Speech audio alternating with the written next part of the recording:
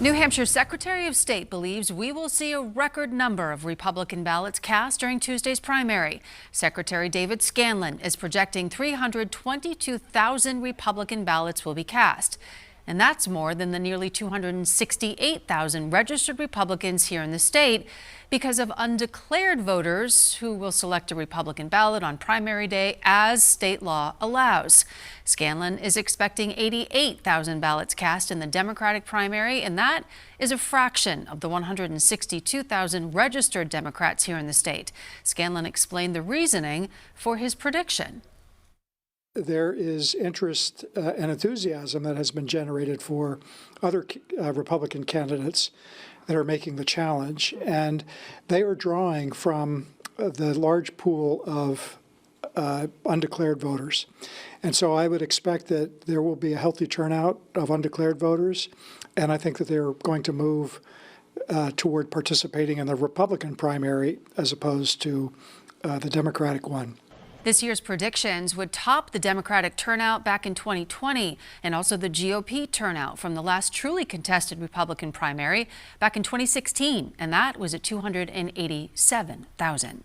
And a 64-year-old tradition will continue on primary day. The residents of Dixville Notch will vote at midnight. For all 6 residents, this process takes less than a minute. Dozens of cameras are there, and the results are immediately reported all across the country. 2 other towns that traditionally join in on the midnight voting are Hart's Location and Millsfield, but they have both decided to hold more traditional daytime voting hours this time.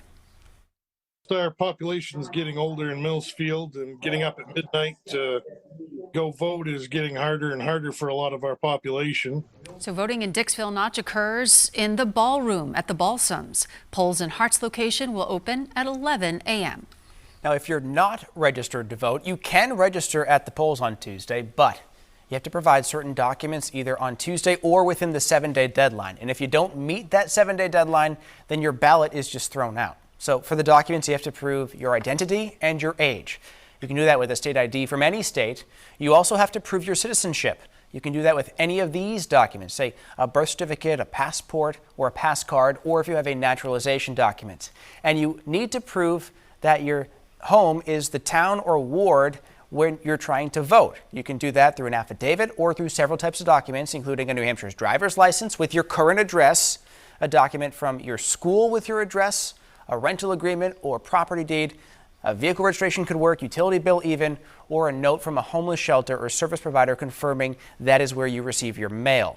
You can find a full list of the documents that you need on WMUR.com or right inside the WMUR app. You can also always contact your town or city clerk's office. Communities across the Granite State have spent time making sure ballot counting machines are ready to go Tuesday. Bedford's town clerk says that there are a number of checks and balances in place to make sure they're accurate, which includes test runs involving the machines. I create a set of test ballots. The test ballots are hand counted, and we then run them through the machines multiple times, and then we make sure that the hand count matches the tapes. With the writing campaign going on for President Biden this year, town clerks say it might take a little bit longer to count all of those ballots, but that every vote will be counted. Important to recognize here the time and the effort. It is not just primary day or election day in New Hampshire.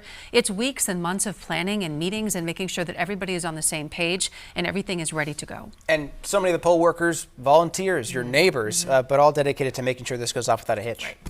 Okay, we have much more ahead this hour, including more on the new shape of the Republican primary field now that Ron DeSantis just dropped out of the race. We'll also be joined by our PolitiFact partners to discuss some of the claims made by the candidates still in the running. First, though, a look at more of the moments that make up the history of the New Hampshire primary. New Hampshire voters are cantankerous, they're independent, they make up their own minds, and they're all so smart. You listen and you judge and you decide, and then you do what's right, and I'll never forget it.